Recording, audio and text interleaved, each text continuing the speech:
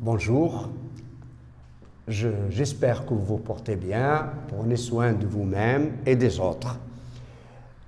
Comme je vous l'ai dit, je n'ai pas voulu vous donner des exercices de dénombrement, mais on a tout simplement donné des exemples dans le souci de terminer cette partie et donner les exercices qui peuvent se faire dans le cas général. Nous avions besoin de connaître l'arrangement avec répétition, les arrangements sans répétition, je pense que vous les avez compris au moins, mais nous allons les bien comprendre en faisant des exercices. Et maintenant, nous avons besoin d'une notion très importante, ce sont les combinaisons. Voilà, suite de dénombrement, ceci c'est pour la première année, sciences maths, suite de dénombrement.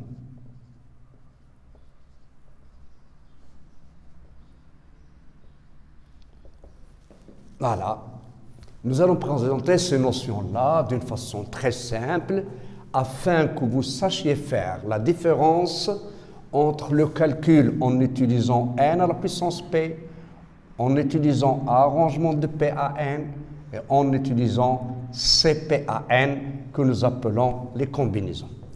Tout d'abord, nous allons définir ce qu'on appelle, quatrième cas je pense, ces combinaisons à P éléments d'un ensemble En avec 0 inférieur ou égal à P inférieur ou égal à N. Tout d'abord, la définition.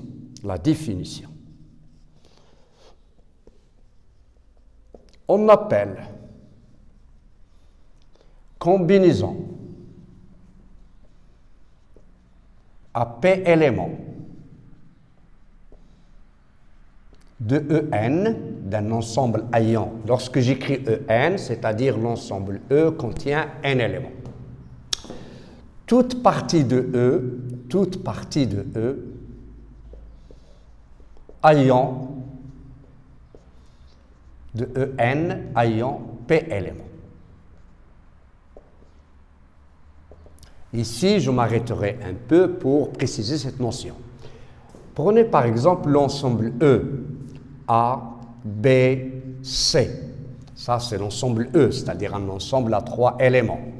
Nous avons vu dans la leçon des ensembles, l'ensemble P de E, c'est l'ensemble des parties de E. Et donc, l'ensemble vide, le singleton A, le singleton B, le singleton C.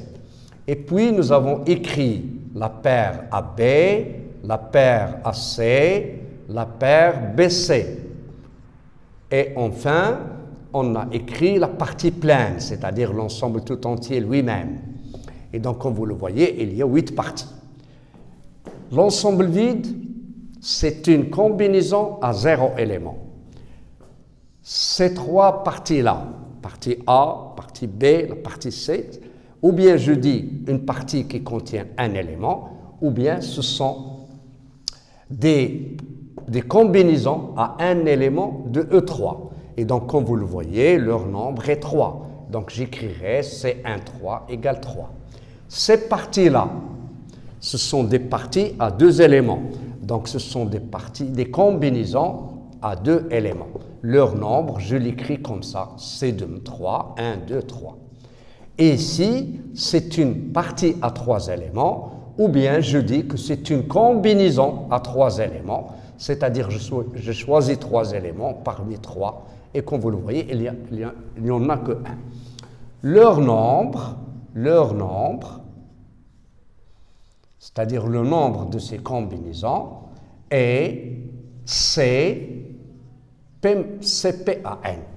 C, combinaison de P à éléments parmi N, c'est P à N. Maintenant, nous allons chercher une méthode pour le calculer. Remarquez, l'ensemble CPN, c'est-à-dire vous choisissez P éléments de En.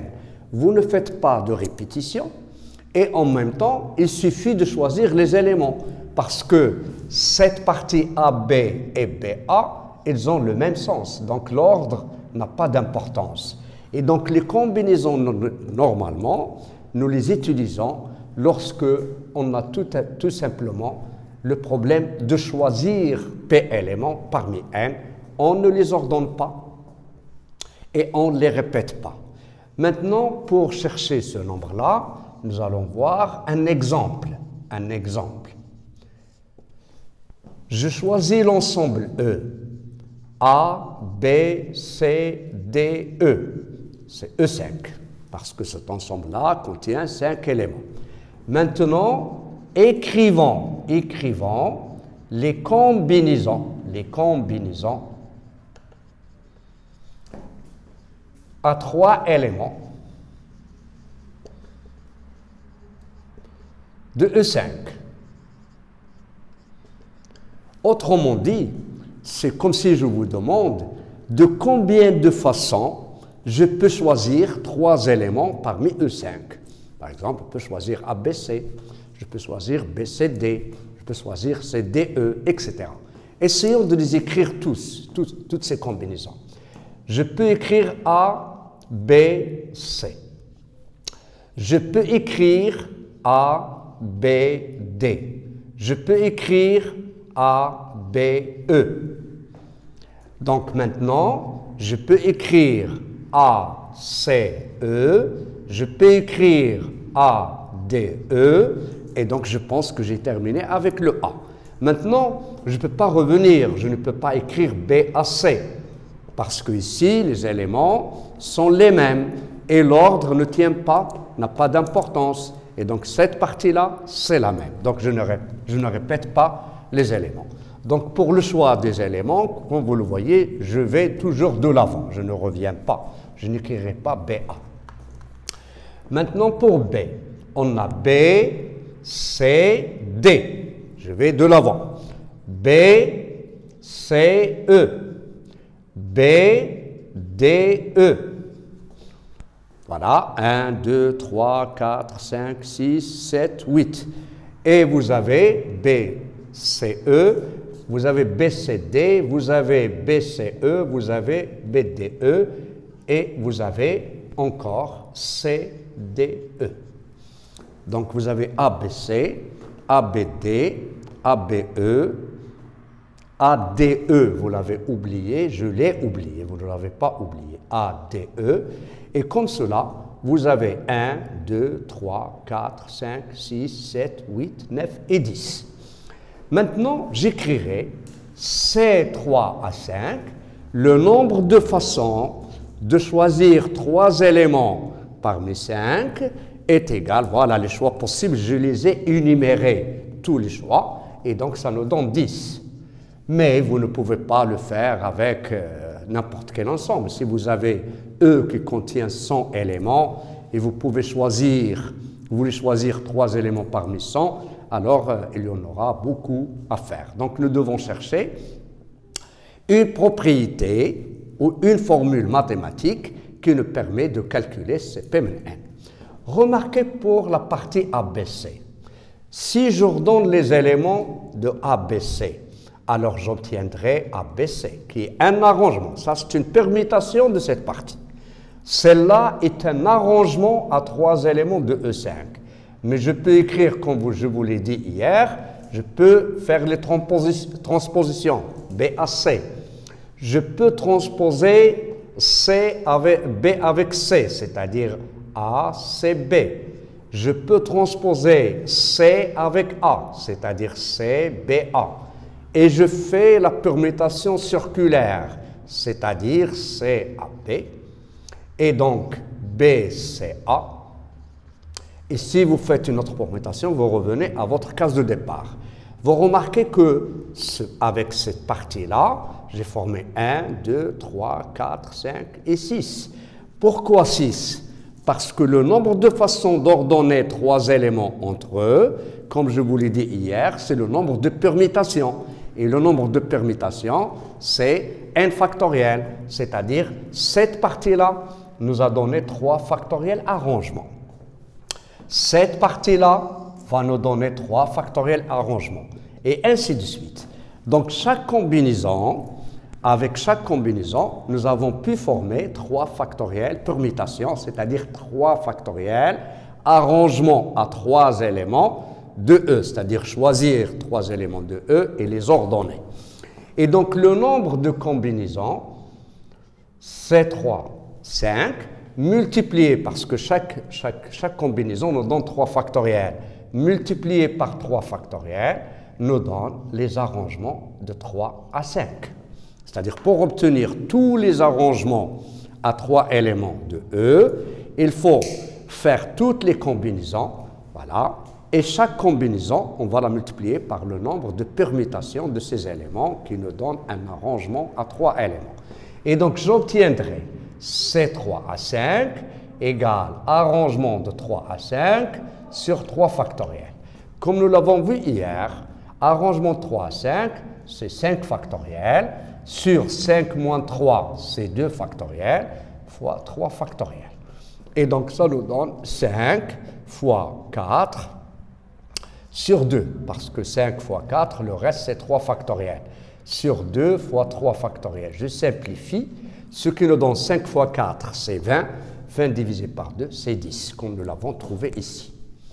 Maintenant, généralisons ce cas.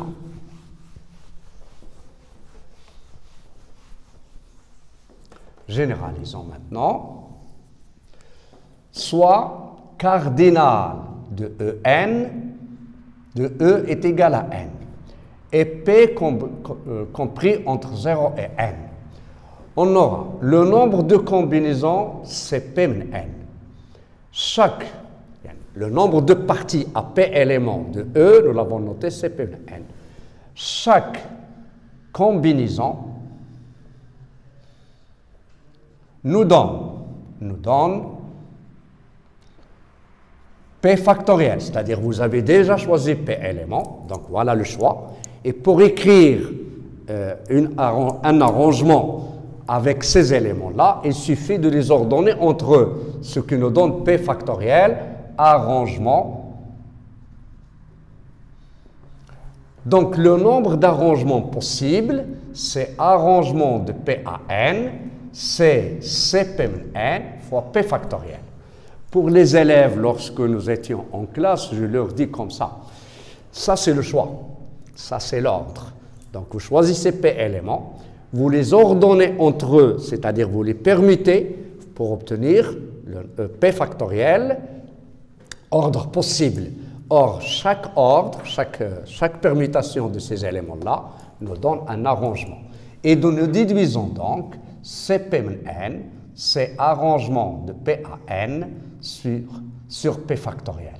C'est-à-dire, comme nous l'avons écrit hier, N factoriel sur P factoriel sur N moins P factoriel. Voilà comment on calcule les combinaisons. Donc, la remarque que je vous dis là, on utilise deux combinaisons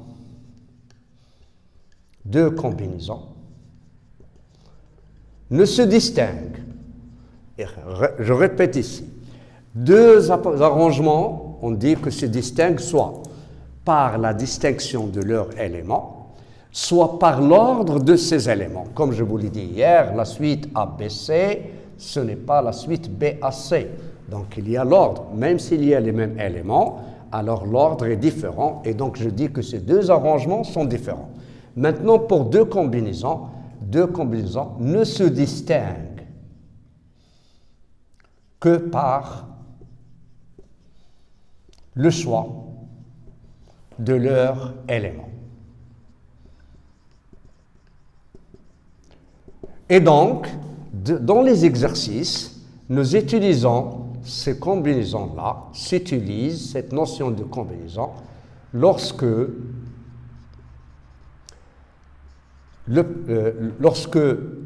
l'expérience s'intéresse au choix, nous impose tout simplement, le choix des éléments. Pas d'ordre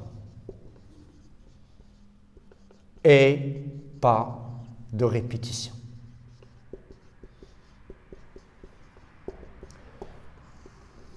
Je reviens ici. Par exemple, ici, le tirage simultané. Le tirage simultané. Remarquez, j'insiste beaucoup sur le tirage parce que les grands problèmes de probabilité et de dénombrement s'assimilent toujours à ce tirage. Soit un tirage simultané, soit successif avec remise, soit des tirages successifs avec remise. Et pour cela, je vais revenir à ce tirage, à l'exemple d'hier. Exemple. Nous avons dit 20 élèves dans la classe. Hier, nous avons dit nous devons former un bureau d'association qui contient un président, vice-président, le secrétaire et les trésoriers, etc. Ce qui est imposé à choisir 4 élèves et puis leur distribuer leurs fonctions. Maintenant, avec 20 élèves, je veux former un comité de 4 élèves. C'est-à-dire, je vais choisir 4 élèves pour représenter la classe. Dans ce cas, le nombre de choix possibles, ça serait tout simplement ces 4 à 20. Et donc, si vous prenez ces 4 à 20, c'est le choix de 4 élèves. Et donc, maintenant, si je veux construire le bureau, je dois multiplier par 4 factoriels, comme distribuer les postes de responsabilité sur les 4 élèves. Faisons un autre exemple maintenant, plus concret. Plutôt, nous ferons 2 exemples. 2 exemples pour bien éclaircir la notion. Supposons par exemple, dans une urne, il y a 3 boules vertes et 4 boules rouges. Maintenant, on tire simultanément, c'est-à-dire en même temps. Donc vous ne pouvez pas connaître qui est la première et qui est la deuxième et la troisième. Simultanément, 3 boules de l'urne.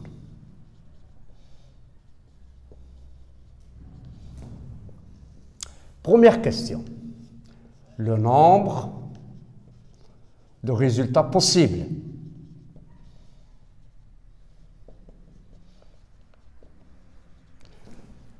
Deuxièmement, le nombre de résultats formés par de même couleur.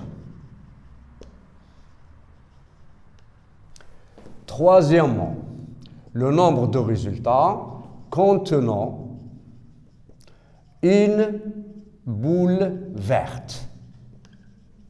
Une seule boule verte. Voilà, ici le problème est très simple. Je n'ai pas à réfléchir. Puisque je tire simultanément 3 boules, automatiquement, le nombre de tirages, c'est le nombre de combinaisons à 3 éléments parmi 7. Et donc, puisqu'il y a tout simplement le choix, j'écrirai cardinal de oméga, c'est C3 à 7.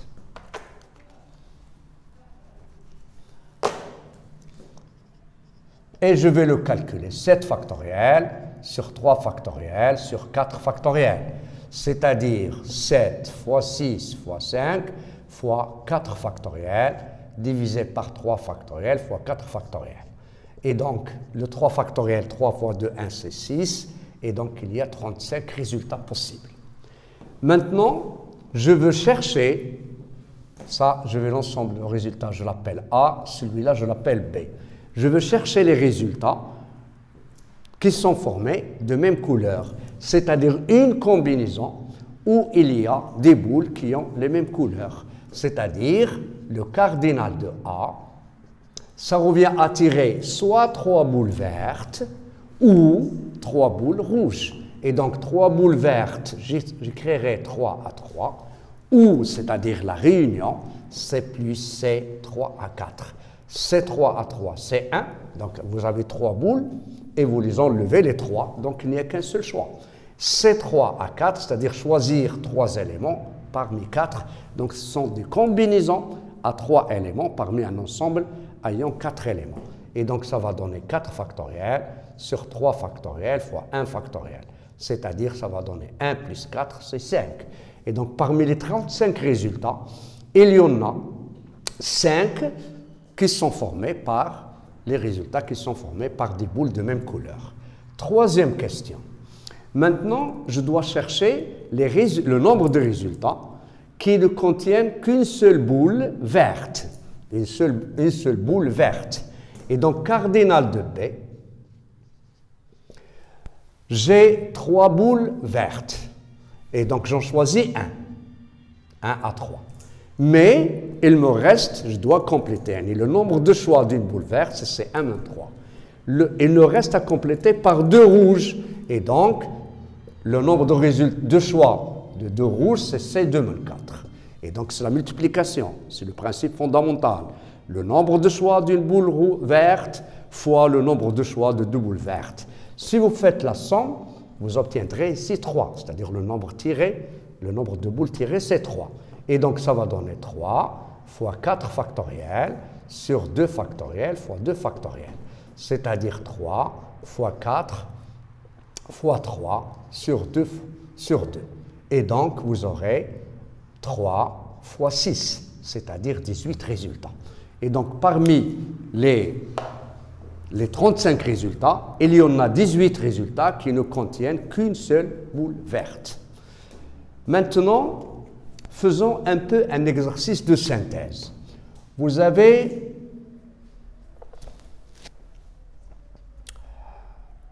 on a 4 boules, on distribue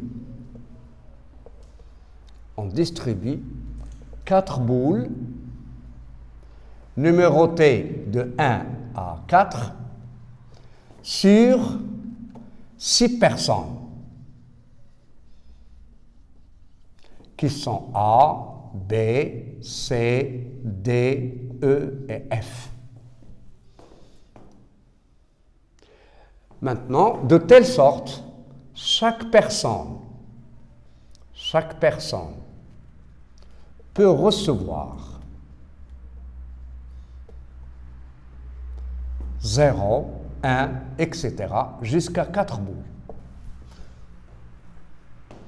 Je ne sais pas, est-ce que vous avez bien compris l'expérience? Vous avez 4 boules et vous voulez les distribuer sur 6 personnes.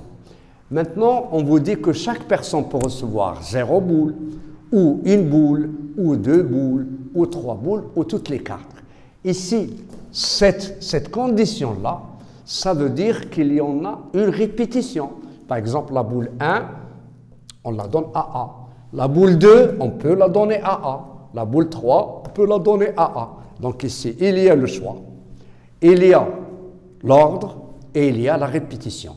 C'est-à-dire, ici, chaque distribution est une application de E4 vers F6. Et donc, le cardinal de oméga sera 6 à la puissance 4.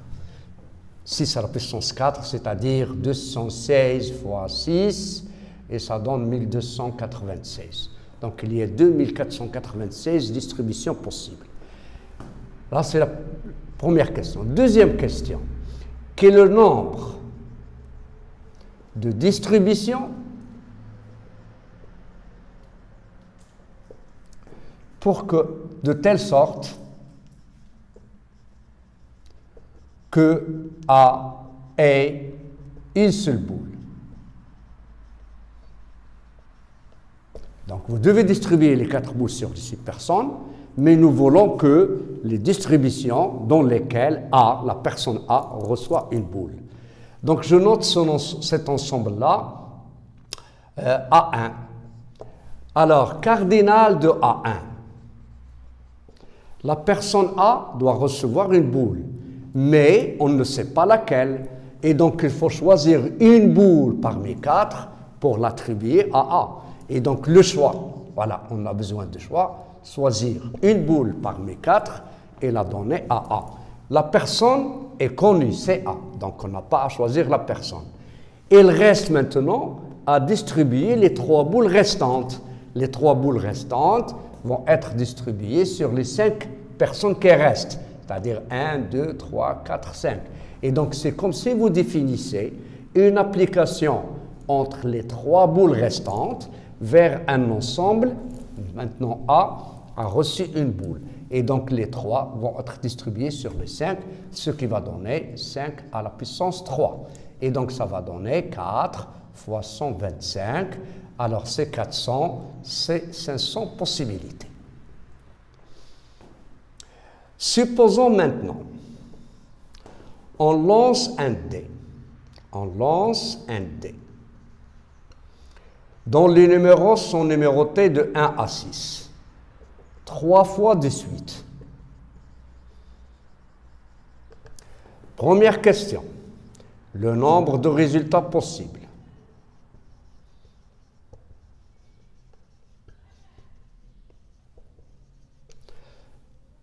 Deuxième question. Le nombre de résultats tels que les numéros sont distincts 2 à 2. 2 à 2, c'est-à-dire tous les numéros sont distincts 2 à 2. Troisièmement, avoir le nombre de résultats dans lesquels avoir au moins une boule, un numéro, au moins une fois le numéro 1. Voilà. Maintenant, j'essaie de vous donner cet exercice pour travailler l'exercice dans le cadre général des dénombrements. Maintenant, pour le lancer de dés, vous avez bien compris, on a dit, avec le principe fondamental de dénombrement, on aura cardinal de oméga, c'est 6 à la puissance 3. Comme je vous l'ai dit, ici, il y a le choix de numéros, il y a l'ordre et il y a aussi la répétition. Par exemple, lors des 3 tirages, vous aurez 1, 1, 1, 1, 2, 1, 2, 1, 1, etc. Et donc, il faut énumérer. Voilà, il y a l'ordre, il y a la répétition, et il y a le choix. Et donc, tout résultat est un arrangement avec répétition de 3 éléments parmi 6. Ou tout simplement une application de 1, 2, 3 vers les numéros de 1 à 6. Ça, c'est le premier tirage, le deuxième tirage, etc. Et donc, 6 à la puissance 3, comme nous l'avons dit, c'est 216. Cette partie-là, je vais noter A. Celle-là, je vais noter B. Celle-là, je vais la noter C. Pour B, on nous demande, les numéros doivent être distincts 2 à 2.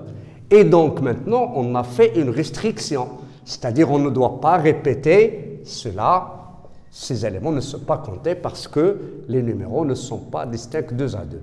Et donc, c'est comme on a enlevé la répétition, il va rester donc le choix et l'ordre et son répétition. Et donc, cardinal de A serait tout simplement arrangement de 3 à 6. C'est faire un arrangement de 3 éléments choisis parmi les 6. Ou bien, en appliquant le principe fondamental de dénombrement, le premier résultat, il y a 6 façons. Mais vous ne devez pas le répéter. Donc, pour le deuxième résultat, il y en a 5. Pour le troisième résultat, il y en a 4. Et exactement, c'est arrangement 3 à 6 parce que c'est 6 factoriels sur 3 factoriels qui vous donnent ce résultat. Et donc, il y a 120. Donc, parmi les 216 résultats, il y a 120 triplés dans lesquels un numéro ne se répète pas. C'est-à-dire tous les chiffres sont distincts. Pour la troisième question, nous avons la traiter de 2 façons. Tout d'abord, vous avez ici la partie C qui vous donne obtenir au moins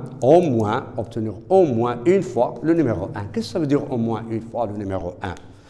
Soit parmi les 3 numéros obtenus, on a obtenu une seule fois le 1. Ou, parmi les 3 numéros obtenus, on a 2 fois le 1. Ou les 3 numéros sont égaux à 1. C'est pour cela que j'écrirai C bar. Parce que ici, pour avoir au moins un numéro, au moins c'est-à-dire supérieur ou égal à 1. Donc sa négation est strictement inférieure à 1. Et donc, c'est-à-dire est égal à 0. Obtenir 0 fois le numéro 1. Donc C bar, et ne pas obtenir le 1. C'est-à-dire, en lançant le dé 3 fois, combien il y a de résultats qui ne contiennent pas le 1. Et donc, cardinal de C bar est très simple. C'est-à-dire, le 1, on l'a éliminé.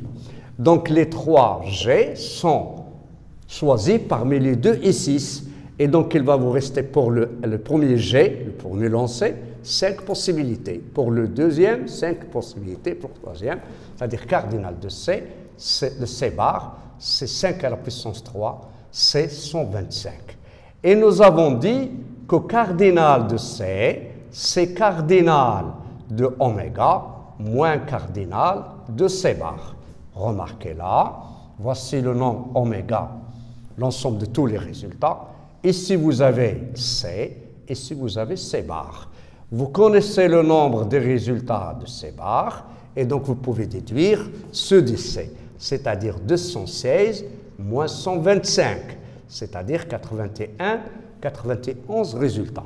Voilà, les 91 triplés qui ne comportent pas le 1. Maintenant, essayons de le voir d'une autre façon. J'écrirai C, c'est C1, union C2, union C3. Qu'est-ce que ça veut dire? Obtenir le 1 une seule fois.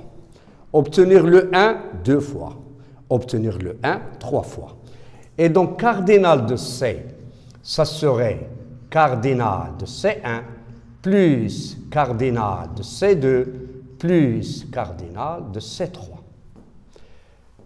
Si vous faites cardinal de C1, alors vous avez obtenu une fois le numéro 1, mais vous ne savez pas quel lancer vous a donné le 1. Est-ce que c'est le premier lancer, ou bien le deuxième, ou bien le troisième? Et donc je choisirai un lancer par 3 qui va nous donner le numéro 1. 1 à la puissance 1. Un lancé parmi 3, puisque le dé ne contient qu'une seule face qui porte le numéro 1, donc 1, et je l'obtiens 2 fois. Pour les 2 lancers, ils ne doivent pas, on ne doit pas avoir le 1, c'est-à-dire n'importe quel résultat parmi les 5 restants, et donc 5 au carré. C'est-à-dire, ça va donner 3 fois 25, c'est 75. Maintenant, cardinal de C2, c'est-à-dire avoir 2 lancers me donne le numéro 1. Mais je ne connais pas quels sont les lancers qui ont donné le 1. Peut-être c'est 1, 2. Peut-être c'est 1, 3. Peut-être c'est 2, 3. Voilà, ça c'est l'ordre. Et donc, je choisirai 2 lancers parmi 3 qui vont me donner le numéro 1. Or, le 1, il n'y a qu'une seule face dans le dé qui porte le numéro 1. Mais nous l'avons obtenu 2 fois, 1 au carré. Il va vous rester le dernier, un lancé, qui va nous donner un numéro différent de 1, c'est-à-dire 5 à la puissance 1. Remarquez, 2 plus 1, c'est 3. Ça, le nombre de lancers. 2 plus 1, c'est 3. Et donc, ça va donner 3 fois 5, ça nous donne 15. Maintenant, cardinal de C3. C'est-à-dire, les 3 lancers doivent donner le 1. Donc, on n'a rien à choisir. Tous les 3 ont donné le 1. Et donc, voilà le 1. Et je l'ai obtenu 3 fois. C'est-à-dire, est égal à 1, égal à 1. Et donc, si vous faites le cardinal de C1, ça vous donne 75, ça vous donne 15, ça vous donne 1 et ça vous donne 91 comme nous l'avons vu. Donc, nous l'avons calculé de façon pour que vous remarquiez l'importance de l'ordre. Si dans le tirage, avec remise ou sans remise, il y a toujours l'ordre qui est important et donc il faut tenir compte. Donc, pour les combinaisons, nous les utilisons lorsque nous avons tout simplement le choix. Maintenant, nous avons terminé la première partie des dénombrements et donc nous allons faire des exercices. Je vous lancerai une série allant du plus simple au plus compliqué pour vous familiariser avec ces notions qui ne sont pas bien sûr faciles. Je vous remercie et je suis toujours avec vous.